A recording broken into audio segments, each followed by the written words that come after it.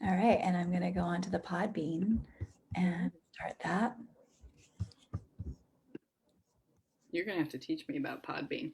All right. Hey, everybody. I'm super excited to be presenting to you we're live. I'm not so enthusiastic. I have to pump this up just a little bit. And hold on, because I have to get my Facebook on the stream here so I can see us, because say hello to us, because people say hi to us. Say hi, say hi. Hi, people. Watching. People of the world. And here we are. Woohoo! 27 seconds already live. The most riveting 27 seconds of your life. All right, now we just have to make sure people are enjoying us. And okay, I can't make sure they're enjoying us. That's up to them. That's their choice. That's right. Yeah, I can't. We are not responsible for other people. Not responsible, but we want people to enjoy. So I am super excited. And so you're saying I have to do that. Okay, how do I do this? Okay, I'm going to try this. Ready? I'm going to try it. I'm going to be great. This. I'm going to go, hey, everybody. Now it's in my way. Hey, everybody. Here it is. Yay. I'm super excited to introduce you all to Renee Zukin. And there's now my video. It's showing the whole slide thing. You are so much more advanced than I am at this. And so I'm going to, let's see, go to the next screen. Yes. Okay. Yay. I'm going to introduce you all to Renee. She is an educator. That's why we get along, middle school. You know, we just those crazy, wonderful beings. Yeah. And the host of the new weekly series, Conversations to Raise a Collective Conscience, presented by Midwest Elevation, which is also a group that she's founded. Renee graduated from the University of Michigan with a BA in English and went on to receive a master's degree from the University of Iowa in secondary English education. Over the years, she has focused her educational practice on issues of social justice and youth leadership. And so actually, it's interesting for those of you who are watching or listening on the Podbean, Renee interviewed me in her group, Midwest Elevation, and we did a little bit more laughter than seriousness, but one of the things that we have in common is the practice and supporting of social justice issues. And I also have the webinar that is now it was every other Friday, and now it's the third Sunday of every month, a candid conversation about systemic racism. So I'm really excited. I'm going to be having Nicole's daughter this weekend. I don't know if you know Nicole from our coaching group. Yeah, so super excited. So in addition, Renee works with adults as a coach and healer, offering wisdom from experience and compassionate healing mentorship. She supports community leaders, teachers, and healers in their quest to overcome anxiety, resistance, and stagnation so they can create more joy and connection in their daily lives. Oh, I love that, because it's a wholehearted, authentic joy. Yes. And wait, I've got to finish this. And in turn, nurture and elevate the community as a whole. And I put the website link here for Renee, if you guys want to learn more about Renee, midwesternelevation.com. So hi, Renee. Hi, I'm so happy to be here. Yes, and you are a member of my group, which is Authentic and Wholehearted Joy. So those of you who are watching in Facebook in this group, we're glad you're here. Those of you who are listening on my podcast through the Podbean channel, glad you're here too. And if you have questions or you just want to say hello and where you're watching from or listening from, we would love to know who you are. I won't announce your names in the Zoom interview, but just for us to know, hey, you're here. So go ahead and put in the comment any questions you might have about Renee, but we're going to be focusing today on coexistence, joy, pain, and the truth of it all. So I'm going to definitely be asking some questions for Renee. I'm going to be also kind of just letting Renee talk a little bit about her, her practice and her role in her life. And you have children, right? Raising children. I have. And just so we're gonna cover a whole gamut of things. This interview will be over and done at 6 p.m. Eastern time. So it's a very short podcast interview. I try to keep it easy to upload to YouTube. So if you are all watching on the replay, whether it be in the Authentic and Wholehearted group, or you're listening again on Podbean, or you're on YouTube, yeah, just feel free to send some questions, and we will certainly tell you at the end. Renee has a gift for you at the end, and also ways to reach her. And then I also have some things to update you all on. So hello again. So how do you feel right now? That is a wonderful question. Yay! The coexistence is real right now. I just love it when people say it was a wonderful question. That just like, it strokes my ego big time. You're doing so well. Thank you. No, I mean, literally right now, the coexistence is real. And I think that's true for many, many of us, always, but especially right now. We've are, obviously this pandemic times, our schools are closing again because our numbers are so high. So then there's a lot of people very close to us who are quarantining and that sort of stuff. But, life continues. So it's both and, right? So I have worries about the people that I love and hoping that everybody stays healthy. And, certainly that's the goal. But also I'm doing things that bring me joy, like coming on to your show and having these honest, conversations. So definitely the both and. Yeah. And before we came on to the Zoom, and I'm going to just throw us both under the bus, we were talking about how tired we are. And watching us, people might think, oh, they're not tired. They're just, and we're not being fake. We're not being superficial by pumping up our energy to be here for all of you, but we do have good energy. And so, yeah, we're tired. And as you all know, tired can coexist with, I'm excited to see you, and I'm talking to a friend, I'm having a conversation. And it can also be connected to, and I've been on Zoom all day, and I've been connected, but I'm laughing. It's like this, and yeah, there are people hurting and suffering, and I'm getting to enjoy a little break from that. So it makes total sense. And there's a lot of concern and worry. And for your safety, and your kids' safety, your students' safety, I'm actually glad that you guys are closing up again. I think that it's hard though, because the students, I have worked with students, and there are so many of them that are just really, really struggling with their emotions because they don't get to spend a lot of time with their friends. For sure, for sure. And I personally have been teaching online. So our district gave our students choice. So we have a percentage, just a little under half of our kids stayed online, like for the year, or at least per every trimester.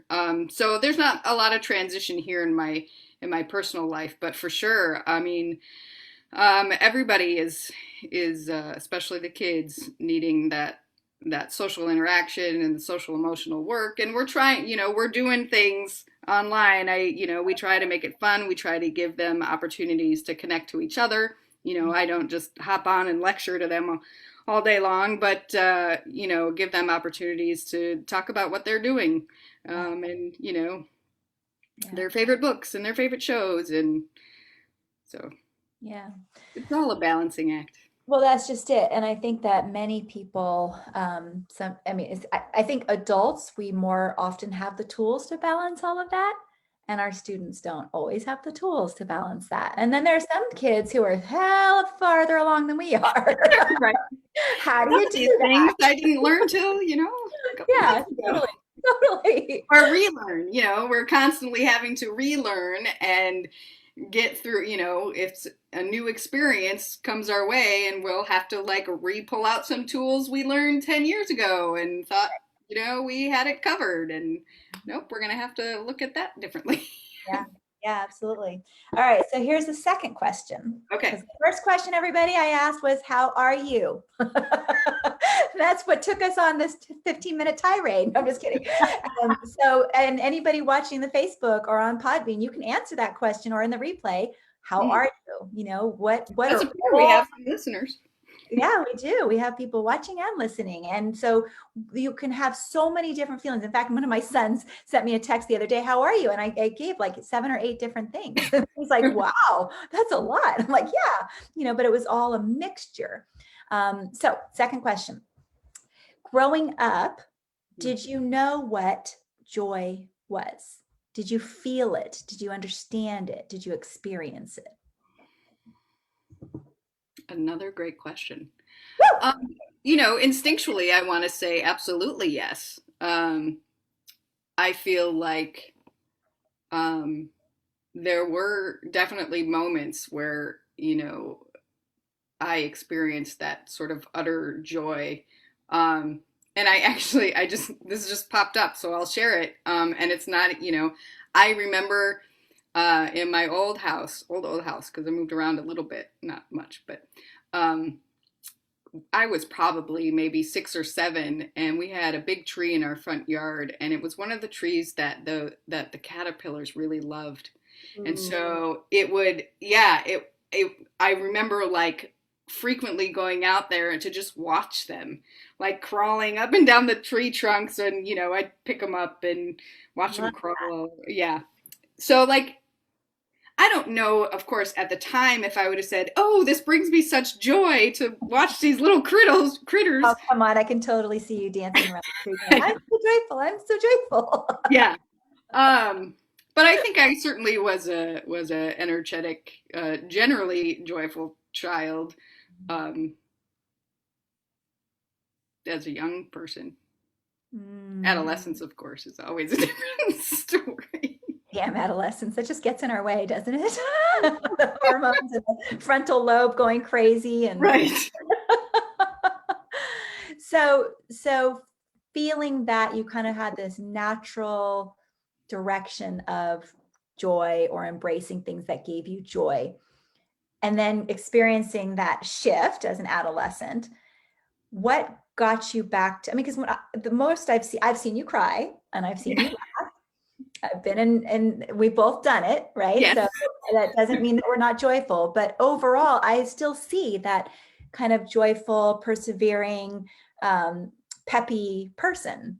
Mm. And so I'm wondering if there are if there are tools or practices that you have that help you get back into joy when you're not quite there. I know talking to me is one of them. It is definitely.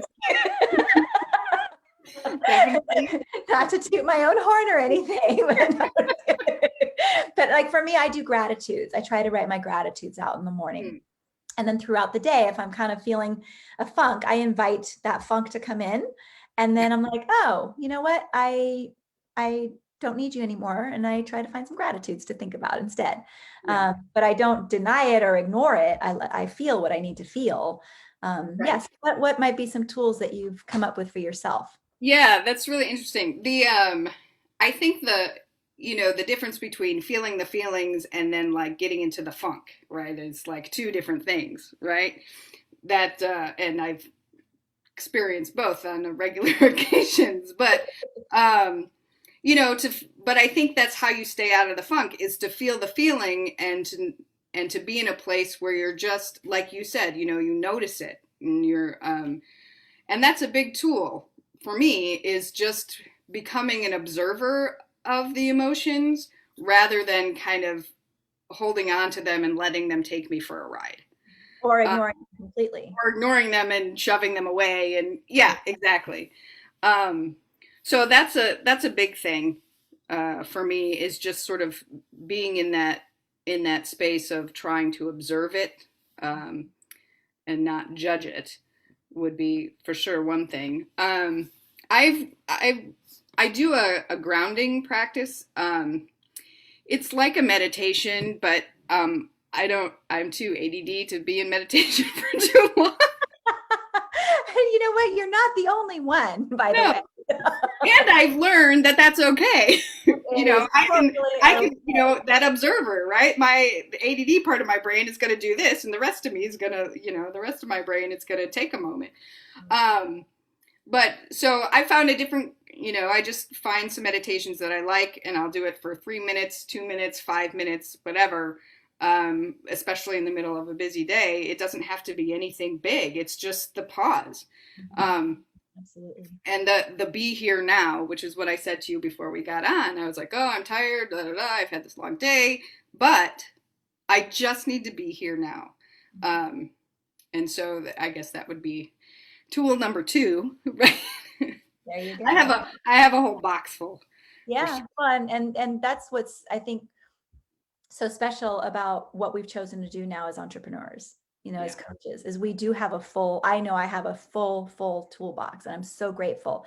And so I know for me, I help my clients gain those tools, Yeah. practice those tools, make them second nature, so to speak, kind of like in school when we do the fire drill, or in Right. California, the earthquake drill, or the tornado drill, or whatever it is. Like, the more you use the tools, the more you practice, the more second nature it becomes, so that when you are in a high stress situation or a very challenging time like the pandemic and the election and whatever else, that it's so much easier to grab one of the tools and go, okay, let's try this for a few minutes. Oh, okay, drop that one, get another one. Okay. Right. But then, as we build that toolbox, we are so much, I find myself happier. Yeah. Yeah. Absolutely. Yeah. Absolutely. So here's another question. Let me look at my handy dandy little list, because I'm going to just pick one randomly. Oh, yes. Okay. When you notice that someone else is not feeling joy, what is your reaction to that? Well, some of that depends on how close I am to the person who is not feeling joy. Okay. Both physically in physical proximity, as somebody who's sensitive, I can definitely, feel people's feelings. But also, relationship proximity. It's hard not to take it personally if your partner or your child is upset, or not even take it personally, or take on the responsibility of Right. their feelings. Mhm. Um, so that is an ever not ever changing, ongoing process and practice. Right? What's mine? What's yours? And then how can I get into a space where I can just be a support for Mhm. somebody else who is, working through something. And then if it was personal, if it was something I did, certainly, I still have to create that space to be like, okay, what did they need, that I, could have provided better, or whatever, or be in a space of listening, Mhm. instead of defensiveness. Yeah, absolutely. So I'm actually writing a book, and it's Strategies to Transform Your Family. And Mm. it's basically building compassionate communication and play. Oh, I And love it. listening is one of the biggest pieces that actually creates joy.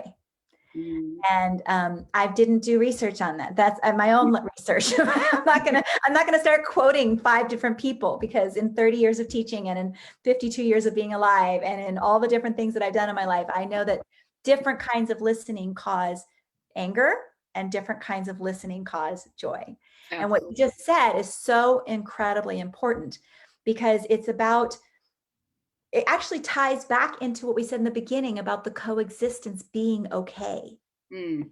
So Yeah. if you have a loved one, a family member, a friend who is not in joy, guess what? It's okay. Yeah. And it's so hard. It is so hard for many people to be in that discomfort. Hmm. And this ties in with the social justice movement and the Black Lives Matter movement right now. And people of color and Black people saying, we're always freaking uncomfortable. Can you guys deal with it? Hello?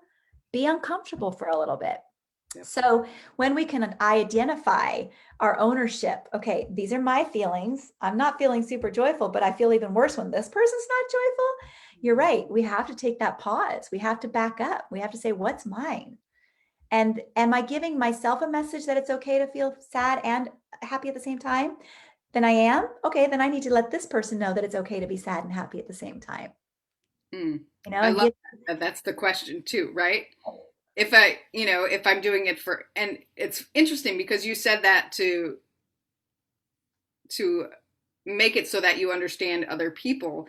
But as soon as you said that, I was thinking about it for myself. It's easier for me to hold the space for other people to have their, sometimes to have their emotions, right? There's always a caveat, I'm so right? glad you're so honest. Yeah, I Right. appreciate Whereas, you know, we have our inner critic. We're our own worst enemy sometimes. And so, you know, reminding ourselves that just as we allow for others, we need to allow for ourselves. Mhm. And what you said too about like when somebody's feeling a certain way, it's very hard not to automatically take it personally. Either that it's about us or we're supposed to fix it, Yeah.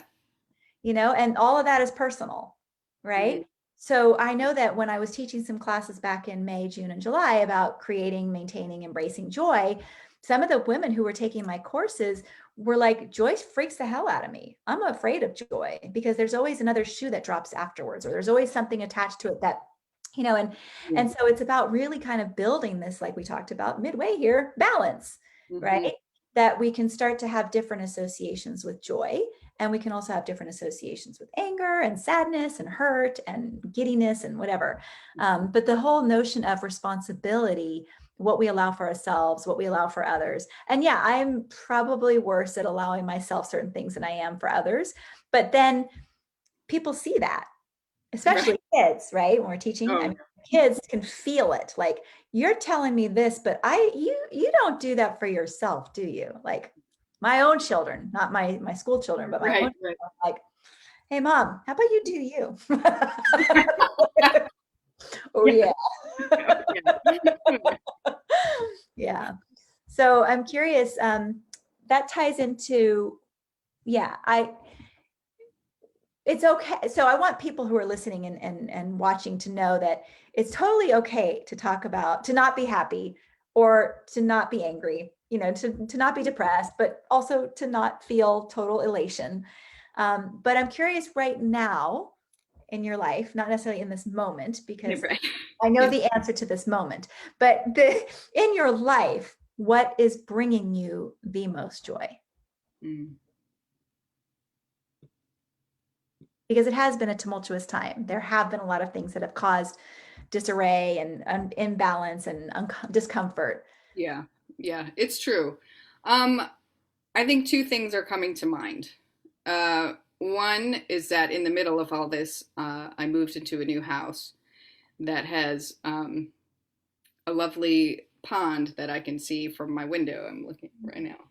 Beautiful. It's just a water retention pond, nothing fancy, but it's still water, and there's still trees, and it's nature, and it's beautiful, and it's not looking at other people's, you know, backyards. So that brings me lots of joy. I try to be outside. Um, you know, it's getting too cold to go out there too much, but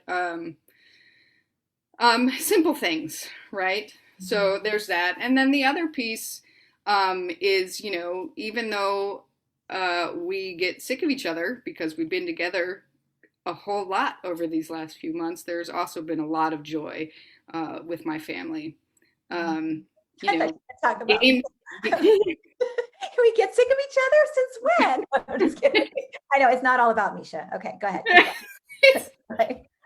But you know, we've had, you know, as with a lot of families, especially with teenagers or kids who are active in activities and school and all that, we would be running from morning till night.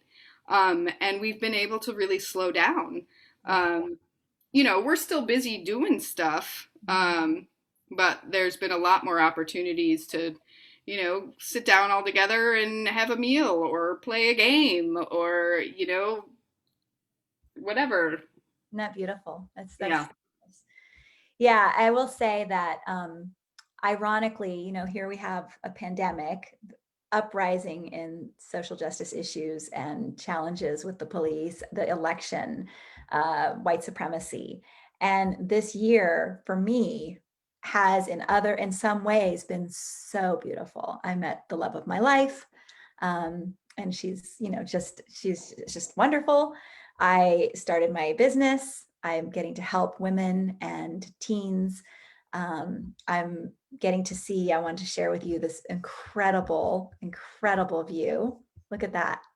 Oh my gosh. That Yeah. beats my retention pond.